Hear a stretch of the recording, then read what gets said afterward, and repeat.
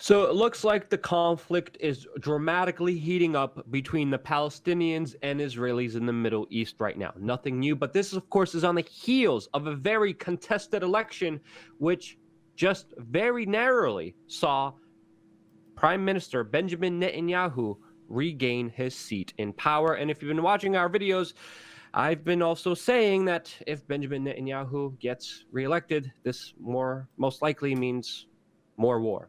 There's even talks about impunity against corruption charges that Benjamin Netanyahu is facing that we're going to get into in this video. But first, let's talk about the hostilities and the escalations with rockets flying back and forth between Gaza and Israel right now. Some news reports are saying that it was close to nearly 100 rockets. CNN is reporting 200 rockets, 2 people wounded on one side of this conflict. The other side of this conflict, we still have yet to gather a lot of concrete information, but according to some sources, the IDF is attacking tunnels that were discovered and destroying specific sites where these rockets are being shot at. Jason, what do you make of this latest escalation? How did it happen? What's going on here? And man, this looks very serious. It is very serious, Luke, and it has to be expected when you have a prime minister who has openly stated that Israel isn't for everybody, and he continues to expand upon the settlements. You know, one of the stories that we really hadn't covered yet was the fact that Airbnb is facing lawsuits because of Israel's settler movement. Basically, they're taking Palestinian homes and then they're actually renting them out on the website. And as this Israeli expansion happens, guess what? Palestinian homes are demolished. This all being said at a time when the president's son-in-law, okay, is out there saying that let's not just say it's a two-state solution. Everybody in their right mind, people like Jimmy Carter, have been preaching about a two-state solution for decades. It seems to be the only way that actual peace will happen in that region, Luke. And now to have Kushner openly say, let's just not talk. It means different things to different people. Well, I'm sure it does, Luke, when you have Netanyahu, who's been in power. This is his now 5th term he just won. And now he's going to probably get immunity from all those corruption charges. When you have a guy like that saying that the settlements will expand and that Israel isn't for everybody, what do you expect? I mean, there's no hiding that the current administration in the United States has been emboldening their support of Israel and, of course, Saudi Arabia. We saw Jared Kushner do that personally one-on-one with negotiating better weapons deals for Saudi Arabia, which it looks like he's gloating and bragging about that specific detail. When you look at the U.S. Middle East policy, there's a lot to scratch your head around, but you clearly see where the lines are defined. President Trump made very decisive, bold, huge actions in Israel, moving, of course, the U.S. Embassy to Jerusalem, recognizing the Golan Heights region as, of course, the official region that is Israel's, when it was contested land that was grabbed during the war previously beforehand. Syria has said that it will fight to the last man to defend this land as theirs. So it's only going to get worse from here. And these latest rocket attacks, these latest IDF attacks, they're just a further escalation of what is unavoidable, which is the larger clash that is waiting to happen here. Now, of course, with the recent election, I was like, okay, this was a very close race. I was really hoping, even though the other candidate was also pretty right wing, I was hoping for at least a shift in power, because then things usually reset. There's usually a reassessment, which I was hoping for, because it would have been important to reassess the situation, take a step back, watch it from a new eye, from a new perspective, and hopefully not escalate it towards a situation that hurts everyone in that region. That's what we don't want. We don't want a war in that region. But sadly, right now, it looks like it's unavoidable. And now, this is the absolute incredulous part. Netanyahu, who just won the re-election, barely. Now, there's loyalists in the political system in Israel that are literally trying to pass a law that will grant him immunity from prosecution against serious corruption charges that he, of course, is facing. This is a new level here of being above the law. This is a new level here. Now, of course, it's not clear if this bill will or will not pass. It won't. I don't think it will, because it would eviscerate the rule of law.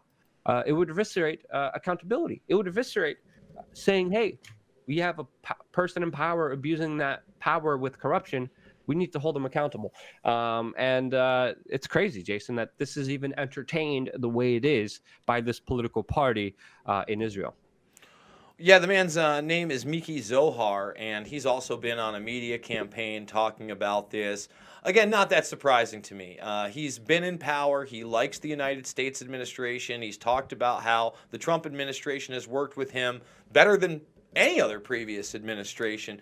And it does seem like Israel's military goals, not only in their region, but in the entire Middle East, are being catered to. For instance, you talked about the Golan Heights region and being contested. Well, yeah, it's been contested. There's not one other nation on earth that has ever recognized that it's Israel, and did raise alarm bells in the international community, especially knowing that we had Genie Energy and other big companies heavily invested in this region prior to it being declared Israel's. Okay, so when you have big business there, and all of a sudden you have a presidential administration that is now backing its Israel's with no contesting whatsoever, yeah, it's going to be bad. And if you look where this initial rocket came from on the seaport, well, what do they do when that happens? They start restricting where Palestinians can use these ports to fish.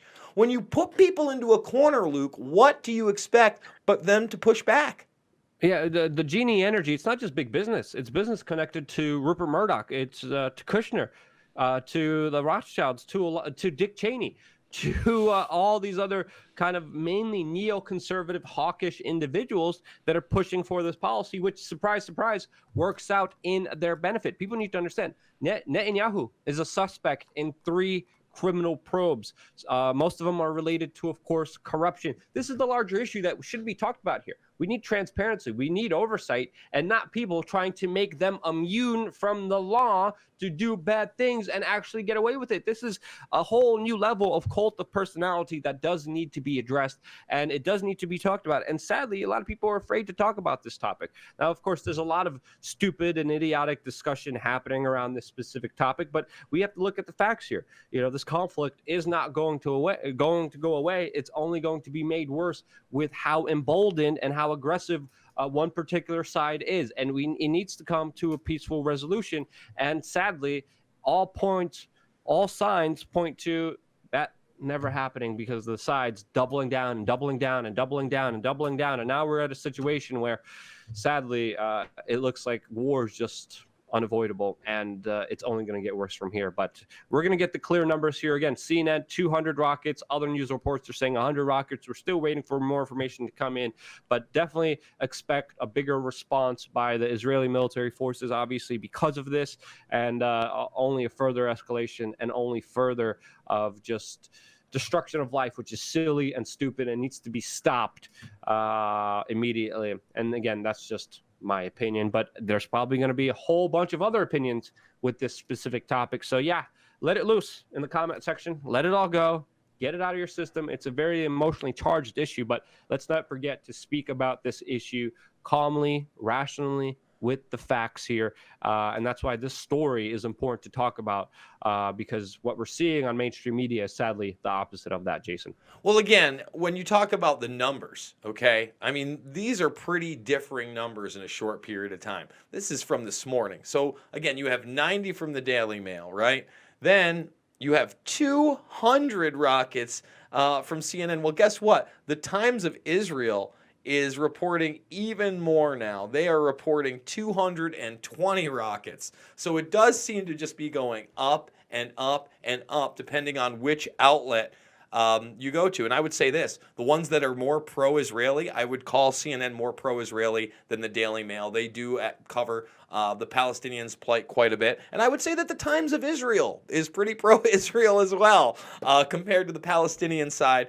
So we haven't even heard how many people have been killed on the other side. That's very important. They're talking about blowing up jihadi tunnels and hitting targets. Well, they're hitting targets with missiles, not rockets that are being shot out of the sky. So honestly, folks, the body count could be huge on the other side, but I guarantee you Western media is not going to focus on that. They're going to focus on Islamic Jihad and terrorists and rockets from Hamas. That being said, folks, we are going to talk about all sides of the issues across 4 videos on 2 different platforms a day. If you're not subscribed to We Are Change or Pulse Change, please do so now. Ring that bell for notifications. Share this stuff on social media, because right now, Luke and I can't even share these videos on our own Facebook pages or the We Are Change page. We need your help. And most importantly, guys, get out there and be the change you want to see in the world.